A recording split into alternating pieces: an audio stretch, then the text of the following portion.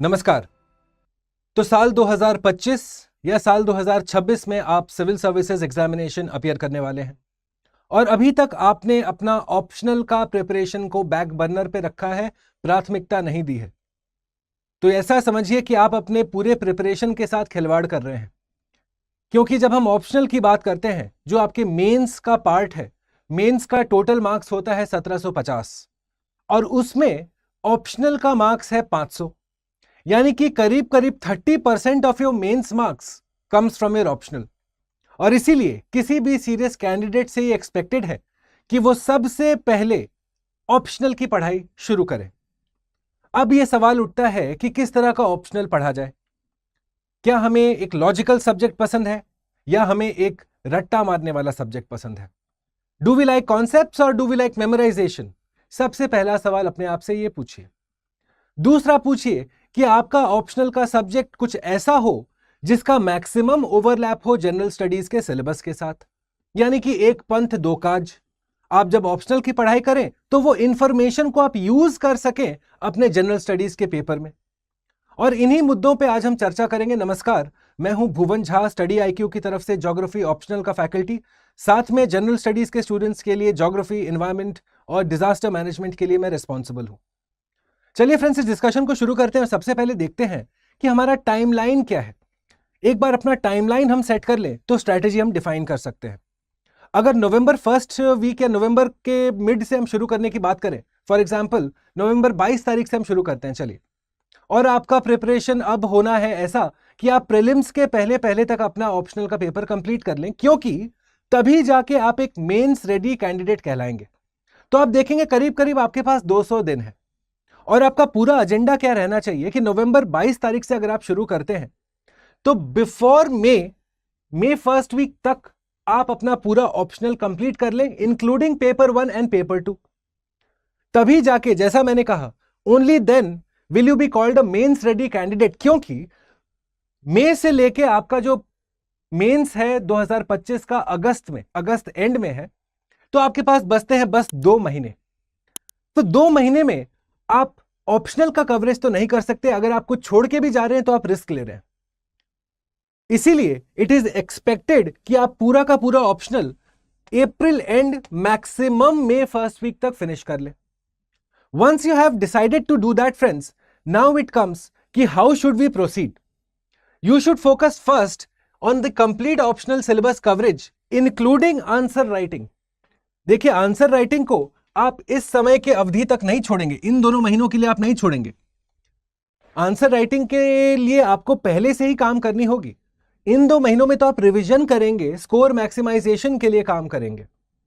इसीलिए दोस्तों, your initial focus should be that by April and May first week maximum पूरा का पूरा ऑप्शनल का सिलेबस कंप्लीट हो जाए। सेकेंडली, आपको ध्यान देना है कि जनवरी के बाद, स्पेशली जब हम ज्योग्राफी ऑप्शनल की बात करते हैं, तो चलिए एक बार उसका सिलेबस मैं आपको दिखलाता हूं।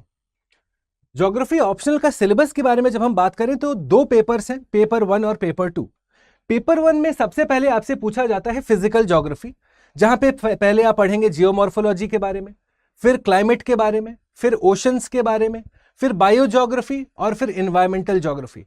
ध्यान रखिएगा कि जो बायो ज्योग्राफी और एनवायरमेंटल ज्योग्राफी का सिलेबस है वो सीधा का सीधा जनरल स्टडीज का एनवायरमेंट और बायो ज्योग्राफी का सिलेबस है। तो यानी कि आप जो पढ़ाई मेंस के जीएस पर्सपेक्टिव से करते हैं वही चीज आप ऑप्शनल में करते हैं, बस थोड़ा सा डिटेल में, थोड़ा गहराई में। उसके बाद पेपर 1 का दूसरा भाग है हमारा ह्यूमन ज्योग्राफी, जहां पे आप different perspectives, economic geography, population, regional planning, theories के बारे में थोड़ा सा समझना पड़ता है। तो ये रहा पेपर 1, जो स्टूडेंट्स काफी दफा समझते हैं कि जब डिफिकल्ट पेपर है, क्योंकि यहां पे आप प्रिंसिपल्स ऑफ ज्योग्राफी के बारे में पढ़ रहे हैं, एक तरीके से मूलभूत सिद्धांत जिन पे हमारा ज्योग्राफी का सब्जेक्ट स्टैंड करता है। पर मजे की बात ये देखिए दोस्तों कि जब हम पेपर 2 की तरफ जाते हैं, जहां पे हम ज्योग्राफी ऑफ इंडिया देखते हैं, वहां पे अब आप ना सिर्फ इंडिया का फिजिकल सेटिंग, उसके रिसोर्सेज, उसके एग्रीकल्चर, उसके industry, transport, communication, cultural setting, settlement, regional development planning, contemporary issue, सारा करंट अफेयर्स, सब कुछ आप कंप्लीट करते हो। अब ध्यान दीजिएगा, ये जो टॉपिक्स है इसका अब यूज आपके जनरल स्टडीज में कहां आता है। फॉर एग्जाम्पल, जब आप कंटेम्पररी इश्यूज के बारे में पढ़ेंगे तो आप देखते हैं यहां पे principles of environmental impact assessment. एक एग्जाम्पल बता रहा हूं आपको। अब आप जाके जब अपना मेंस का सिलेबस आप देखेंगे तो सीधा सीधा वहां अलग से लिखा है एनवायरमेंटल इंपैक्ट असेसमेंट। और इसीलिए दोस्तों आप देखेंगे कि जब आप ज्योग्राफी ऑप्शनल लेके बढ़ते हो, स्पेशली पेपर 2 की जब हम बात करते हैं इंडियन ज्योग्राफी की, यहां का जो इंफॉर्मेशन है ये आप फ्रीली यूज कर सकते हैं अपने जनरल स्टडीज के पेपर्स में, चाहे जीएस 1, 2 या 3 में। साथ में आपके एसए के पेपर में भी यहां के केस स्टडीज, यहां के एग्जाम्पल का डायरेक्ट यूजेज है। और इसीलिए दोस्तों हमारे स्ट्रैटेजी में भी हमें ये इंक्लूड करने की आवश्यकता है। जनवरी के बाद हमारा फोकस होना चाहिए पेपर 2 यानी कि इंडियन ज्योग्राफी की तरफ, ताकि हम वो सारा इंफॉर्मेशन अपने प्रीलिम्स में यूज कर सकें। प्रीलिम्स बाधा नहीं बनना चाहिए ऑप्शनल के चलते, इसीलिए थोड़ा स्ट्रैटेजी के साथ बढ़ना है।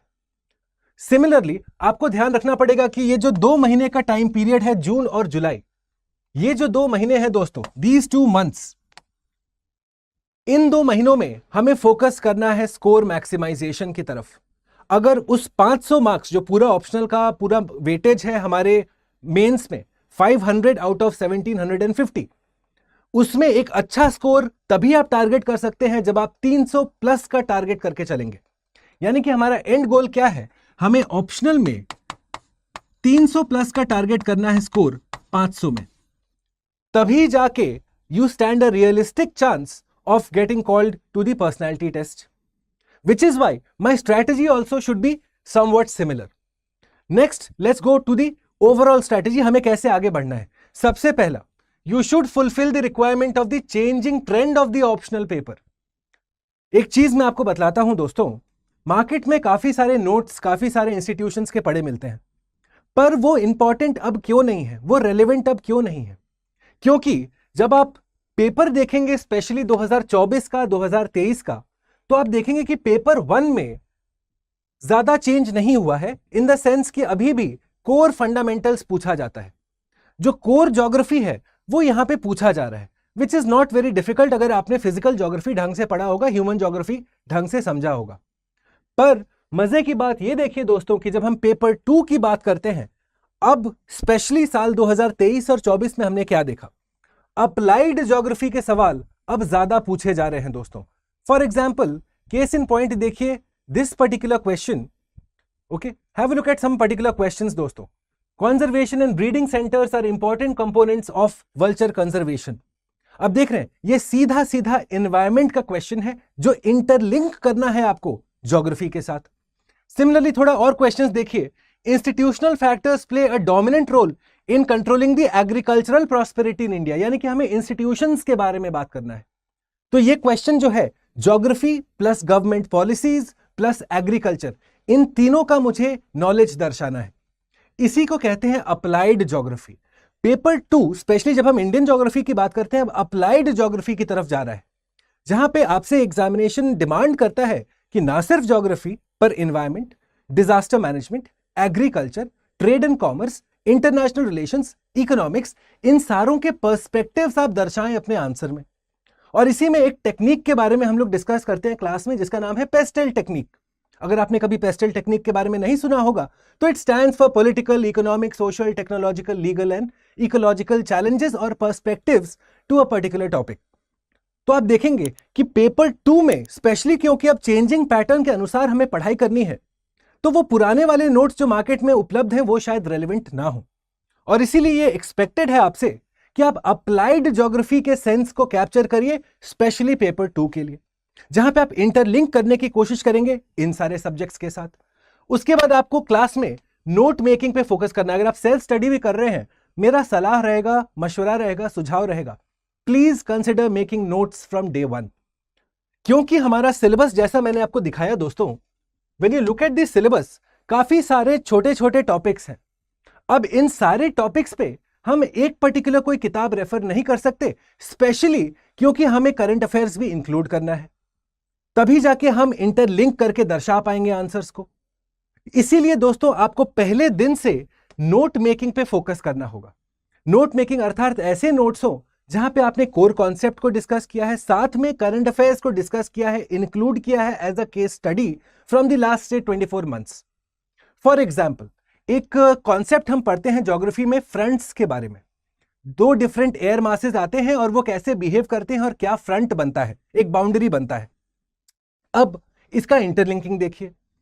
आपने अगर कभी सुना होगा डी डे लैंडिंग के बारे में, या द बैटल ऑफ नॉर्मंडी के बारे में, या ऑपरेशन ओवरलॉर्ड के बारे में, 1944 में सेकेंड वर्ल्ड वॉर में एक डिसाइसिव मोमेंट था जहां पे एक्सेस और एलाइड फोर्सेस के बीच में जो ये द्वंद्व चल रहा था, वहां पे ये एलाइड फोर्सेस जाके फ्रांस में घुसते हैं और एक तरीके से पूरा एक्सिस पावर्स को टू फ्रंट वॉर करने पे मजबूर कर देते हैं। एक साइड उनको सोवियत साइड भी लड़ना था, अब फ्रांस में भी लड़ाई करना था।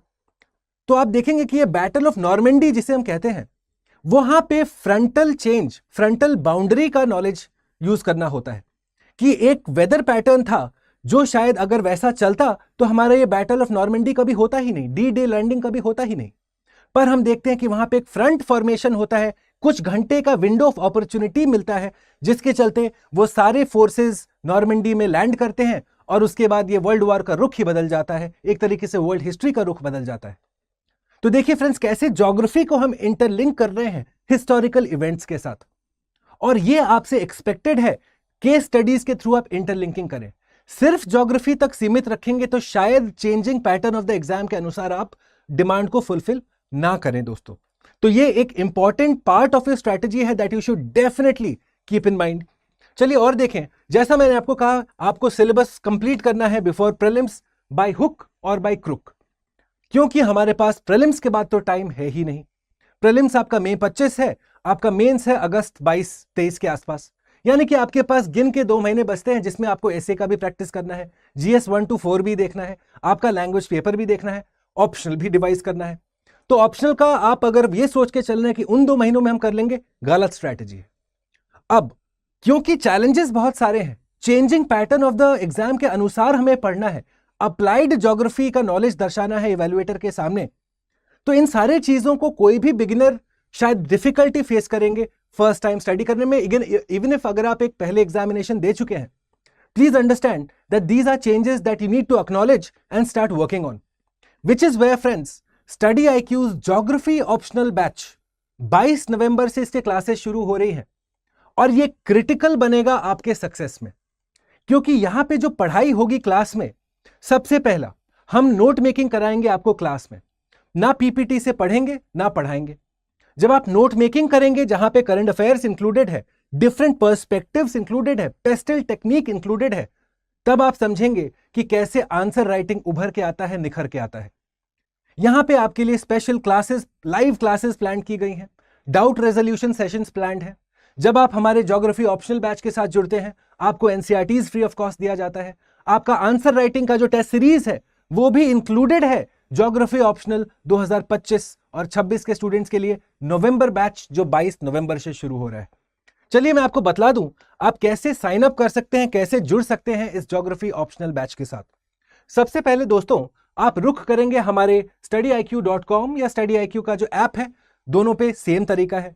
आप देखेंगे टॉप लेफ्ट में यूपीएससी ऑप्शनल लाइव का एक हाइपरलिंक, एक सेपरेट लिंक क्रिएटेड है। सबसे पहले आप इस पे क्लिक कीजिएगा। उसके बाद आप जो पेज खुलता है, ये है हमारा ऑप्शनल का ब्रोशर, हमारा ऑप्शनल का कोर्स कैटलॉग। थोड़ा सा नीचे जाएंगे दोस्तों तो आप देखेंगे बेस्ट सेलिंग कोर्सेज में थोड़ा सा स्क्रॉल करेंगे, यू विल फाइंड कि ज्योग्राफी ऑप्शनल बैच 2025 नवंबर बैच का लिंक आपके लिए इंक्लूडेड है। यहां पे जाइए और क्लिक कीजिए इस पे। Okay, once you have clicked on it, ये खुल गया हमारा ज्योग्राफी ऑप्शनल नवंबर 2025 बैच का पेज। सबसे पहले व्यू पीडीएफ खोल के एक बार वो सारा चीज देखिए जो मैं आपको यहां बतला रहा हूं। फॉर एग्जाम्पल दोस्तों, जैसा मैं आपको कह रहा था, यहां पे आपके लिए लाइव क्लासेस प्लान्ड है, मोर देन 400+ आवर्स। क्लास में होगा note making, answer writing, test series, doubt resolution session, सब कुछ इंक्लूडेड है। आपके लिए करंट अफेयर्स के स्पेशल क्लासेस होंगे, मैपिंग के स्पेशल क्लासेस होंगे।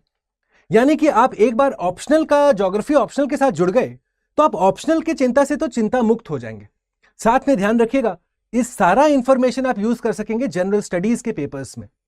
जब आपने ये सारा पीडीएफ देख लिया, make sure that you also look at the entire time table, जहां पे आप देखेंगे कि जैसा मैंने आपको बताया है, May 1st वीक मैं टारगेट करके चल रहा हूं टेंटेटिवली नवंबर बैच के लिए।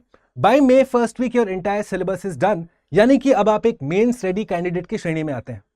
इसीलिए आप देखेंगे कि जो मैं जनवरी के बाद कह रहा था कि अब इंडियन ज्योग्राफी पे हमें ध्यान देना है, वो भी हमने यहां पे इंक्लूड किया है। एक साइंटिफिक तरीके से इसको प्लान किया गया है ताकि हमारे स्टूडेंट्स को मैक्सिमम यूटिलाइजेशन हो सके, ताकि वो टारगेट 300 को सक्सेसफुली अचीव कर सके।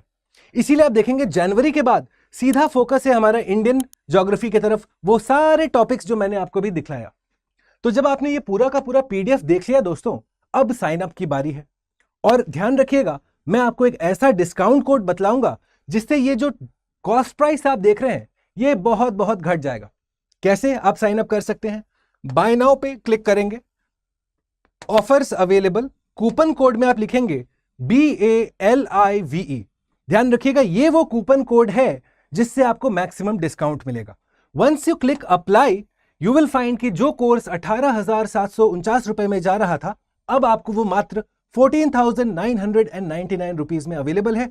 बेयर इन माइंड, ध्यान रखिएगा, आपके लिए एनसीईआरटीज इंक्लूडेड है, साथ में टेस्ट सीरीज आंसर राइटिंग का भी इंक्लूडेड है इस कॉस्ट प्राइस में। Make sure BA live code आप अप्लाई करेंगे, तभी जाके आपको 3,500 रुपए से ऊपर का डिस्काउंट मिलेगा। सो वंस अगेन याद दिला दूं, 22 नवंबर को क्लासेस शुरू हो रही हैं ज्योग्राफी ऑप्शनल बैच की। चलिए, ये रहा मेरा टेलीग्राम चैनल, जहां पे मैं आपके लिए इस पूरे बैच का और डिटेल्स, साइन अप लिंक वगैरह भी शेयर कर दिया हूं। Make sure you join this Telegram channel. अगर आप जनरल स्टडीज के स्टूडेंट हैं, यूपीएससी 2025 एंड 2026, ये टेलीग्राम चैनल आपके लिए एक इंपॉर्टेंट रिसोर्स बनेगा, स्पेशली जब आप MCQs, PDF, इंपॉर्टेंट आर्टिकल्स वगैरह की बात करते हो from the subjects of geography, environment and disaster management. ये रहा मेरा इंस्टाग्राम हैंडल। कोई भी प्रॉब्लम हो साइन अप के दौरान, फॉर एग्जाम्पल आपने लगाया कोड BALIVE, पर आप देखते हैं कि आपको जो डिस्काउंट मिलना था 14,999 में, जो आपके लिए पूरा कॉस्ट प्राइस अवेलेबल था, उतना नहीं मिल रहा है। Don't worry about it, just drop me a quick message on my Instagram and I will provide you with a solution. Before I take your leave friends, make sure that you apply the code BA Live Geography Optional के classes शुरू हो रहे हैं बहुत जल्द। 22 नवंबर को दिन में 1 बजे है इसका orientation class. I hope to see many of you associate with the Geography Optional batch, and then we shall begin your preparation for UPSC 2025 and 2026, और आप खुद एक्सपीरियंस करेंगे वो डिफरेंस इन क्वालिटी जो स्टडी IQ आपके लिए लेके आता है। चलिए, with that I'll take your leave. Please do consider leaving a like and a comment, and I shall see you very soon with my next presentation. तब तक के लिए नमस्कार, all the best and see you in class.